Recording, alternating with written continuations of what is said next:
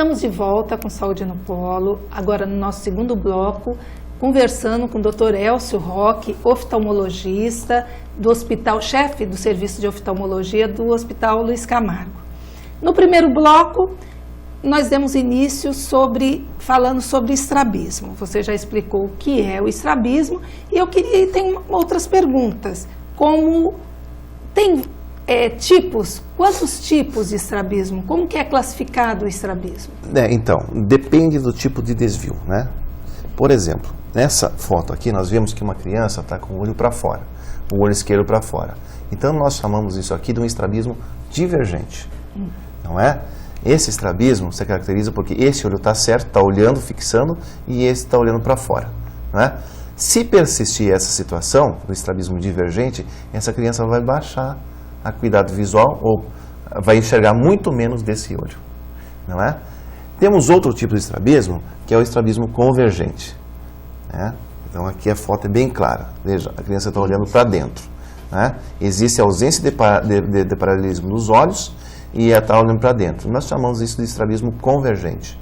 Ainda temos estrabismo que ele é para cima ou para baixo, e pode ter associação dos mesmos, né? Associação de um estrabismo que é para dentro e para cima, ou então um estrabismo que é divergente e para cima. De qualquer sorte, o que é importante salientar é que o estrabismo ele tem na criança um potencial de baixar a visão, não é? E por isso deve ser feito um diagnóstico correto, porque muitas vezes tem microestrabismos também, estrabismo bem pequeno, e que a olho nu parece que a criança é normal. E leva no oftalmologista, ele faz o diagnóstico e aí sim consegue recuperar essa criança. Em compensação, tem crianças com uma conformação que dá uma aparência de estrabismo. Exatamente, nós chamamos isso de pseudoestrabismo. Pseudoestrabismo, isso. E aqui, evidentemente, nós não estamos para falar palavras muito técnicas, mas esse ângulo capa positivo, ângulo capa negativo, que simula o estrabismo também. Então, o estrabismo é classificado do ponto de vista de desvio, para fora e para dentro, ou então manifesto ou latente. Então, o que é o estrabismo manifesto? É aquele que você olha, faz o exame e vê que está manifesto. E tem alguns estrabismos que só se manifestam quando você quebra a fusão do paciente, ou seja, faz o teste de cobertura. E aí você tem o chamado de forias.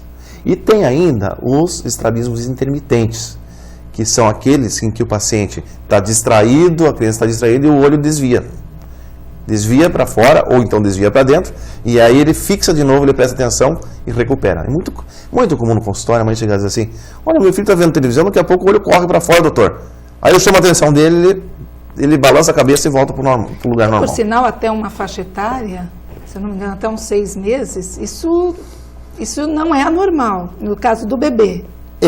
A partir dos 6 meses é que normalmente se manifesta. Que se ocorre isso, é mais preocupante. Exatamente. Né? Porque até os 6 meses você tem uma questão de maturação, inclusive da própria mácula, que vai terminar essa maturação em torno de 4 anos de idade. 4 anos. 4 anos de idade em que a fóvea, que é a região que a gente enxerga do olho, né, que vai acabar nos dando a maturidade visual, né? E só para complementar então a questão da classificação dos estrabismos, o estrabismo intermitente, que a gente chama que é aquele que às vezes está, às vezes não está, né?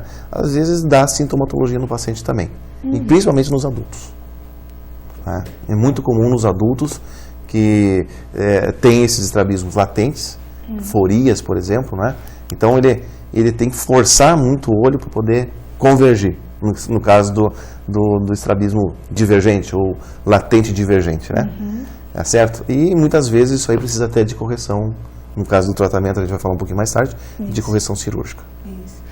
Então, isso que eu ia até te perguntar sobre o tratamento. Não necessariamente o tratamento é cirúrgico. Então, o tratamento também pode ser clínico. Na verdade, nós temos até um exemplo aqui de uma criança que tem um estrabismo divergente, certo? E que com uma jogada ótica a gente consegue corrigir o estrabismo dela. Então nem todos os estrabismos são cirúrgicos. Mas o mais importante aqui não é salientar que o estrabismo é cirúrgico. O mais importante aqui é salientar que a criança precisa recuperar a visão do olho. Como que você faz isso? Fazendo oclusão do melhor olho. Então de nada adianta você ter uma criança com o olho paralelo, bonitinho, e não enxergar.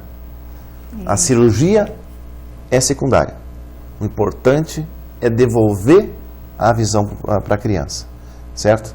Então você tem uma informação, mesmo que não seja acuidade visual, ou seja, ela não informa os bichinhos, as letrinhas, mas o mais importante é fazer a oclusão, recuperar o olho da criança e depois você pensa numa cirurgia estética.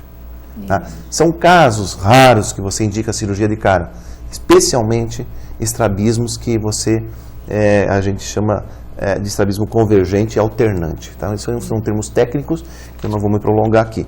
Mas, por exemplo, tem algumas síndromes, como a síndrome de ciância, você está autorizado a operar a criança com 1 ano e meio de idade. Mas, na maior parte dos casos, você primeiro recupera a visão, a não ser que ele seja alternante, bem alternante, né? Tem uma boa qualidade visual nos 2 olhos, mas o objetivo é primeiro devolver a visão para a criança, para depois operar. E a partir de que idade vai com todo esse tratamento, com a oclusão, tem que sensibilizar a mãe quanto à oclusão, porque a criança não gosta e não vai gostar mesmo, porque você acaba ocluindo o olho bom, né? Exatamente, então, tem que sensibilizar tanto a criança a mãe, e a partir de que idade, mais ou menos, que realmente acaba se indicando a cirurgia? Então, isso depende da recuperação visual do paciente, da recuperação do tratamento, né? E depende da época também de diagnóstico. Tem estrabismo, tem ambliopia que você consegue devolver a visão da criança com 2 anos, 3 anos, aí você está autorizado a operar, tá certo? E tem casos que você leva às vezes 5 anos, 6 anos. Então, quanto mais tardio o começo do tratamento, mais prolongada é a recuperação e menor é a chance de recuperação também. Eu quero salientar aqui que quando você oclui a criança, você tem que fazer oclusão na pele. Não adianta você fazer aquela oclusão dos óculos, porque aquela oclusão dos óculos, a luz entra e aí estimula cones do olho dominante. E o olho que é dominado recupera muito mais lentamente. Então é importante isso. A oclusão. A oclusão. Se estiver machucando a pele da criança, corta um pouquinho menor. No outro dia usa um pouquinho maior. Entendeu? Mas não deixa